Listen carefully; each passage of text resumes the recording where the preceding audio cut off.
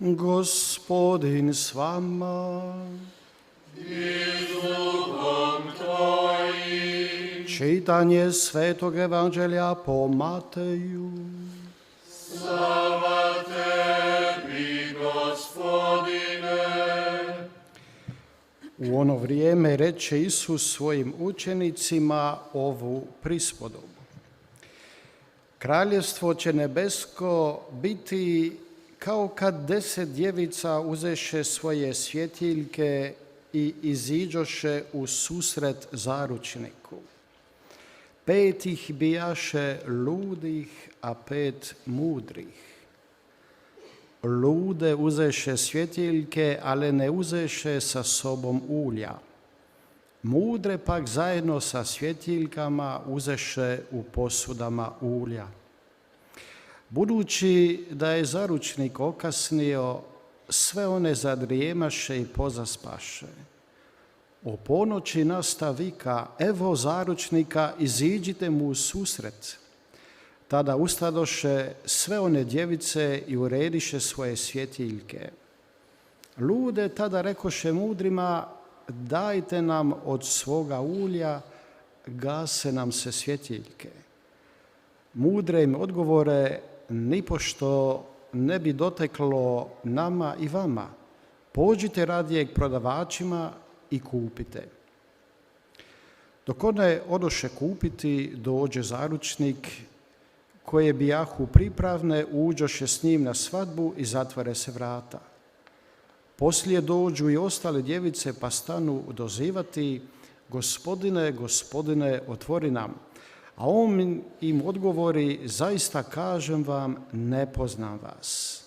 Bdijte dakle, jer ne znate dana ni časa. Riječ Gospodnja. Slava tebi, Kriste.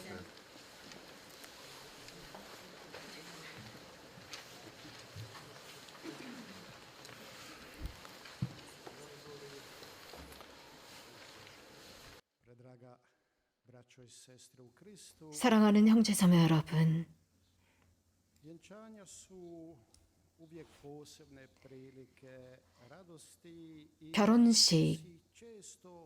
결혼은 항상 스페셜한 기회입니다. 모두가 기뻐할 수 있는 연호의 기회입니다. 예수님께서는 자주 하느님의 나라에 관한 비유에 관해서 말씀하시면서 이 혼인에 관한 말씀을 하십니다.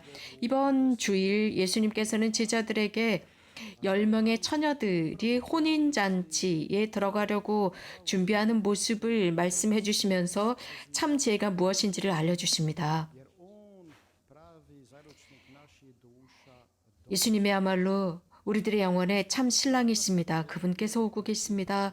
우리도 준비해야 할 것입니다. 오늘 비유 말씀에서 준비, 즉 신랑이 오심을 준비하는 과정을 보여주고 있습니다. 대림 주간이 시작되기 몇 주 전에 지금 우리들에게 이런 준비에 관한 비유를 말씀해주고 계십니다. 그래서 신학적으로 이제 마지막을 준비하라는 것입니다. 종말론적인 것을 준비하라고 말씀해주고 계십니다. 이 주간 내내 우리는 이런 종말론적인 것들을 준비하게 되어 있습니다. 그래서 이 전례력이 끝날 때까지 이런 준비를 하게 됩니다. 오늘 이 비유는 역사적으로 보면 당시 팔레스타인 지역에 살고 있는 유대인들의 풍습에 관해서 언급하고 계십니다. 예수님 동시대의 유대인들은 결혼을 하게 되면 신랑은 신부집에 가서 그 신부를 데리고 와야 합니다. 하지만 그 신부집에 신랑이 도착하게 되면 큰 잔치가 벌어집니다. 그런데 이 신부집에서 그 잔치가 언제 끝날지 아무도 모릅니다. 이 잔치는 아주 오랫동안 지속되기 때문이죠. 이렇게 신부집에서 잔치를 하고 이제 그 신부를 데리고 신랑의 집으로 돌아오게 됩니다. 그럼으로써 신랑 집에서 기다리고 있는 그 친구들은 신부가 오는 모습을 보면서 서로 기뻐하기 위해서 함께 기다립니다. 이곳에서도 아주 특별한 잔치가 시작이 됩니다. 이제 그 동네의 젊은 처녀들, 신부의 친구들이었습니다. 그래서 시집 오는 그 친구를 기쁘게 기다리기 위해서 켜둔 등불을 준비하면서 기다립니다. 예수님께서는 이러한 당대의 풍습을 가지고 청취자들을 가르치고자 했습니다. 여기에 10명의 처녀들이 비유에 등장하고 있습니다. 5명은 어리석은 처녀들이었습니다. 어리석다라는 이름을 붙였는데 그들은 물론 자신들의 등잔에 충분한 기름이 있었습니다. 충분한 기름이라고 하는 것은 당장에만 필요했습니다. 당장에만 충분했습니다. 미래를 보지 못했었던 준비였습니다. 그러나 5명의 지혜로운 처녀들은 앞으로도 준비를 했었던 것입니다. 지금도 필요하고 혹시라도라는 생각에 더 준비했던 것입니다. 그럼으로써 예수님께서는 오늘 이 10명의 처녀들 중에 지금만 필요한 만큼만 기름을 준비했었던 5명의 우둔한 처녀들과 혹시라도 모르니까 라고 하면서 미리 예비했었던 슬기로운 처녀들 이야기를 합니다. 그러나 여기에서 10명 모두는 잠이 들었습니다. 왜냐하면 자신들이 생각했던 것보다 훨씬 더 신랑이 늦게 오고 있었습니다. 그런데 이렇게 준비하다가 잠이 들었지만 신랑이 온다는 소리를 듣고 그들은 이미 준비하고 잠이 들어 있었기 때문에 바로 맞을 자세를 할 수가 있었습니다. 아주 힘들고 피곤했지만 그들은 잠들어 있다가도 신랑이 온다는 소리를 듣고 바짝 일어날 수 있었습니다. 자, 이 비유에서 예수님께서 우리들에게 하시는 말씀이 있습니다. 기다리다 깨어있다 라고 하는 것은 외적으로 인간이 깨어있는 것뿐만 아니라 마음이 매 순간 깨어있어야 한다는 것입니다. 우리가 잠을 자면서도 활동할 수 있습니다. 하나님께서는 우리가 잠을 자는 순간에도 오실 수 있습니다. 우리가 기분이 좋고 잘 쉬어서 아주 행복한 상태에 오실 수도 있지만 하나님께서는 당신이 원하시는 그 시간에 오시기 때문에 우리들의 마음은 항상 깨어 있어야 합니다. 여기에 차이점이 있습니다. 한 사람은 깨어 있습니다. 그리고 준비합니다. 깨어 있다라고 하는 것은 깨어 있으면서도 준비되지 않은 사람이 있습니다. 그러나 잠들어 있지만 잠들어 있음에도 불구하고 깨어 있습니다. 잠들어 있지만 마음은 깨어 있다는 것입니다. 이것은 굉장히 중요한 차이점입니다. 아주 필수적인 차이점입니다. 우리는 잠을 잘 수가 있습니다. 하나님께서 우리들이 잠자는 순간에도 우리들의 마음 안에 들어오셔서 우리들을 바꿀 수 있습니다. 그분의 은총은 지속적으로 우리들을 새롭게 하시기 때문입니다. 그분께서 사랑하시는 사람들은 주님께서 잠을 자도 은총을 주신다라고 시편 127편에서 말씀하고 계십니다. 당신 친구들에게 이렇게 잠을 자면서도 은총을 주신다고 했습니다. 시편 작가가 강조하고 싶은 것은 하나님의 은총의 강력함입니다. 하나님의 신성의 은총의 강함입니다. 그래서 여기에서 인간이 어떻게 행위하느냐를 보여주고 있습니다. 잠을 자더라도 하나님께 신의를 두고 있는 사람들, 의탁하는 사람들은 그 잠 중에도 은총을 받을 수 있다는 것입니다. 어떤 사람은 깨어 있습니다. 육체적으로 깨어 있으면서도 전혀 준비되어 있지 않기 때문에 자신들이 변화될 모든 기회를 잃어버리게 됩니다. 그렇기 때문에 우리는 깨어 있다라고 하는 뜻은 슬기롭게 깨어 있어야 합니다. 매 순간마다 만반의 준비를 하고 있어야 합니다. 신랑이 오실 그 시간을 준비하는 것입니다.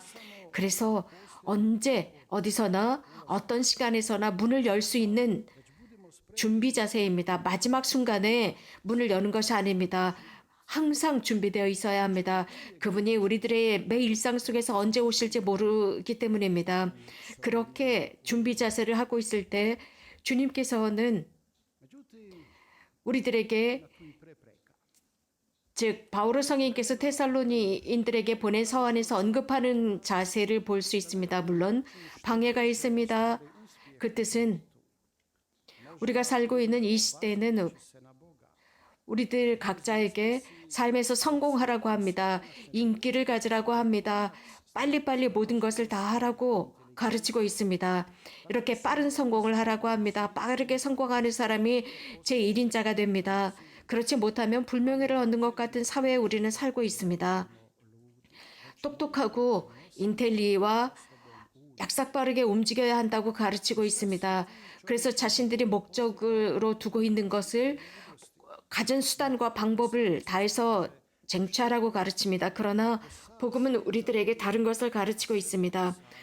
우리가 삶 안에서 지혜의 기름을 가지지 못했다면 도대체 무엇을 얻을 수 있을까요? 예수님께서는 복음에서 이 세상 전부를 얻었다 할지라도 자신의 영혼을 잃는 사람은 무슨 소용이 있겠느냐라고 주님께서 말씀하셨습니다.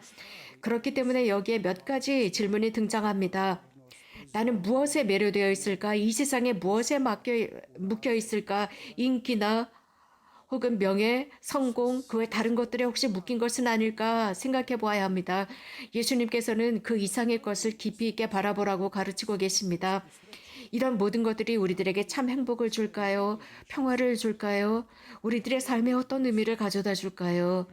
우리는 참 행복으로 불렸습니다. 참 슬기로 책임감을 갖고 살아가도록 초대받은 사람들입니다. 다름 아닌 매 순간마다 우리가 의식적으로 내 삶을 의식하면서 살아가는 것입니다. 내 삶의 의미를 부여하지 못한다면 인간의 삶은 영위하기가 어렵습니다. 현재 우리는 여러 가지 많은 우울감 속에 빠져서 살아가고 있습니다. 절망적입니다. 주위에서도 이런 것들을 볼 수 있습니다. 매우 어렵습니다. 그래서 어떤 사람들은 자살 시도까지 하고 자살을 하는 사람들이 생겨나고 있습니다. 희망을 갖지 못하기 때문입니다. 이 지상의 물질적인 모든 현실들이 우리들을 이렇게 끌고 있습니다. 그 뜻은 바로 지금 이 순간 우리들의 등잔에 기름을 채워야 한다는 뜻입니다. 그래서 불을 밝히고 서 있어야 한다는 뜻입니다. 우리들의 신랑을 기다려야 하는 순간이 바로 지금입니다.